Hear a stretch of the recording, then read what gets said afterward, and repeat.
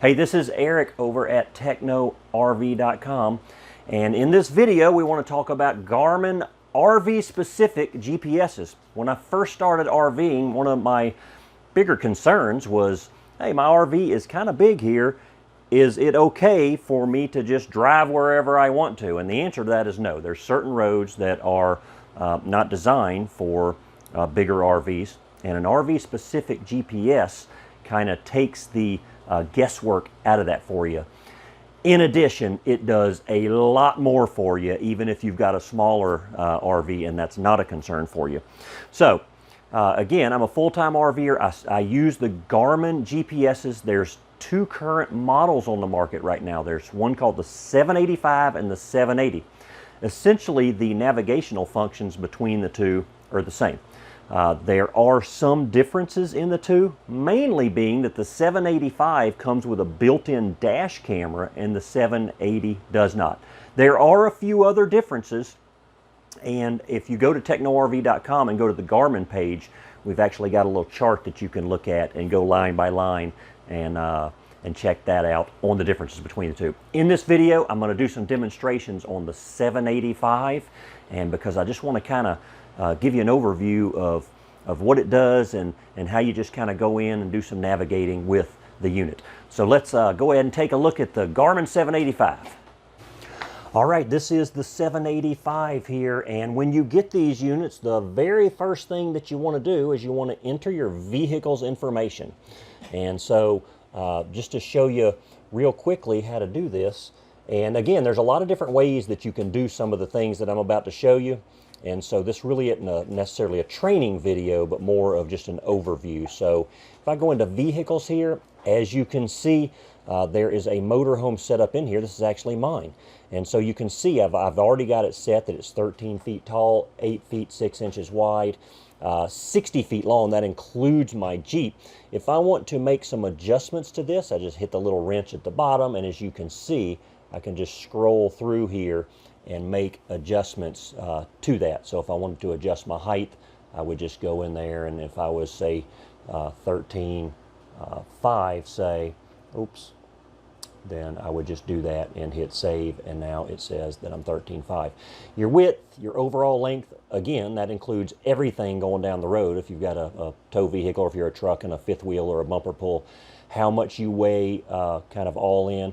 The max speed is interesting. So, you know, you go out west and you know, there's speed limits out there that are 80 miles an hour. So if you're like, well, I'm not going to go 80 miles an hour ever in my RV, let's say the most you'll ever go is, say, 67. You can enter 67, and that will adjust your arrival times based on that's going to be your max speed no matter what. Also, if you have propane tanks, this is where you would enter them. My RV currently is an all-electric, so I don't have propane tanks. But if I did, I would just hit add tank and put the size of the tank, and I can add as many tanks as I want. Essentially, once you enter your RV's information, you're ready to navigate. Now, one thing that we do get asked some is that, hey, what if I want to transition this GPS to just a regular passenger vehicle and not take the height and weight into consideration? Absolutely, you can do that. You just hit car mode right here, and then I would just hit select, and then and you'll look down here at the vehicle, it shows a little picture of a car, and now it's just going to route me as a passenger vehicle. If I want to change that back to motorhome, I just hit select, and now it's got me at the motorhome. So again, setting your RV up is really easy, and that's how you do it.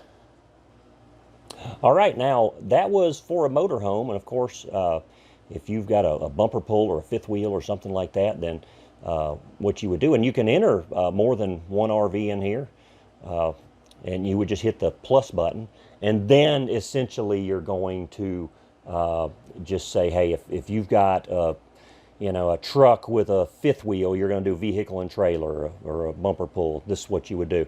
If you've got a motorhome with a tow vehicle, you're just going to do the motorhome and the trailer, and if you're just a motorhome only, then you'll just do that. And then essentially it would be the same thing.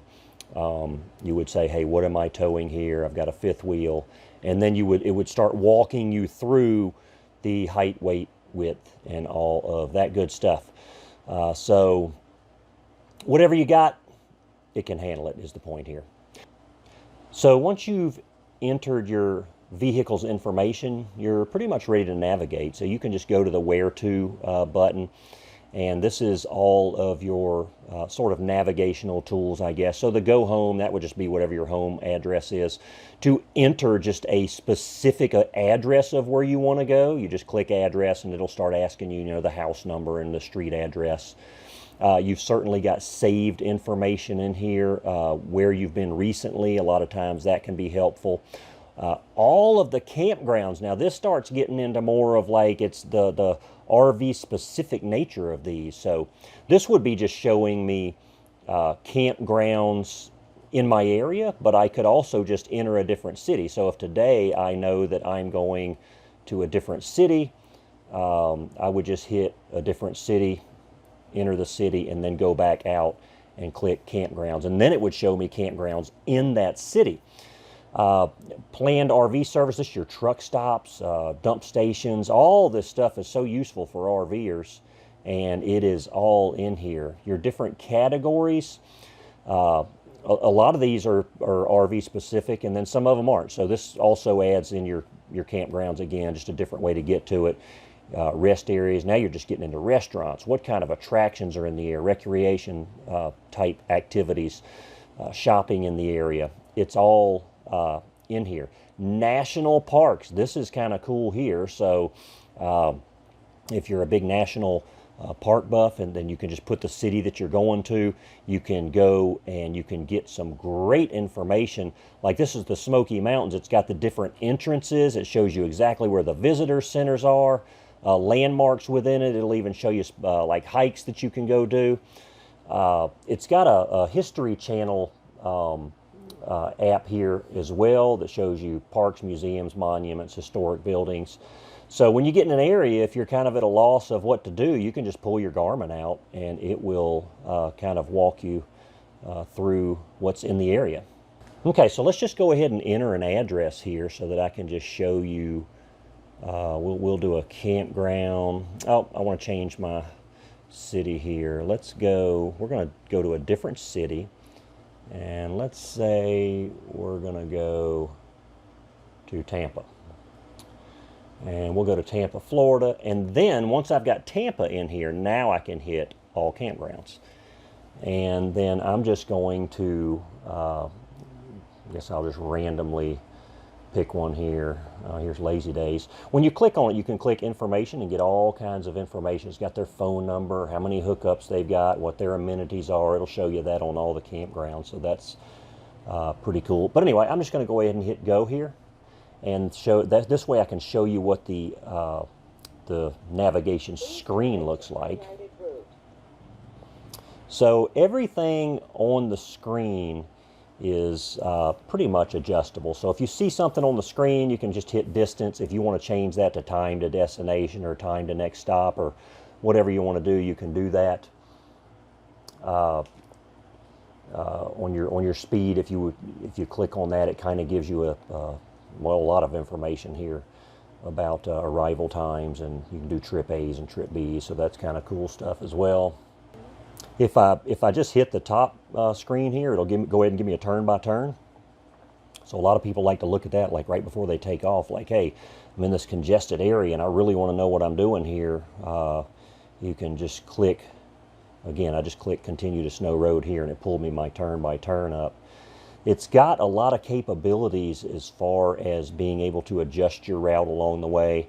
Also, if I want to now find, say, a rest area along my route, then I just hit the back button and go to Where To, and then I can just, well, I'm sorry, we can go to Categories, Rest Areas, and then this is going to give me my rest areas along my route. So that is good because it'll just say, hey, you know, whatever, in 80 miles you got a rest area, 120 miles you got a rest area, and then you just choose the one you want and it'll make that your next destination. So I guess the point here is that the navigation screen has a lot of functionality and a lot of areas that you can customize as well.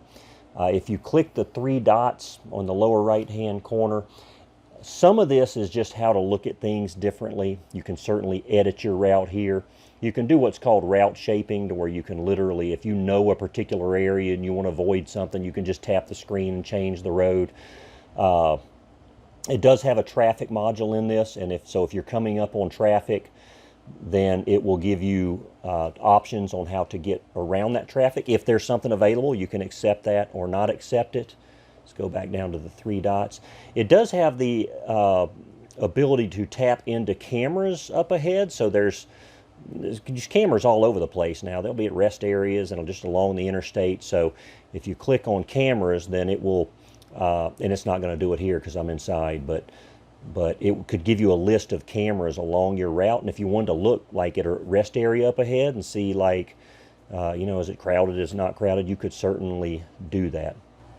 Also, I mentioned on this 785 that it does have a built-in dash camera. So if I just go out here and click on that icon there, you'll see where it says dash camera up top here. If I click on that, then it's, you know, I can say start recording video, and you can, as you can see, what it's showing on the screen now is basically just right out the front of it.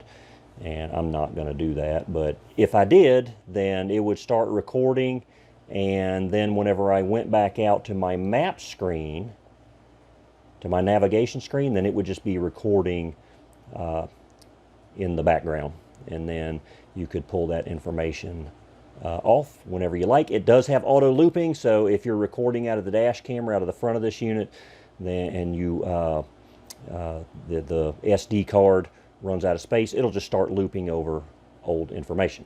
So that is just a brief overview of the Garmin RV specific GPS. We do these demonstrations at RV shows, and as we do the demonstrations, that's when just more questions may come up. If you've got questions, you can certainly put them in the comments of this video, and we'll be sure to answer those. In addition, if you go to technorv.com, on our product pages, we've got a lot of information on these units. You can also call, chat, or email with us Monday through Friday.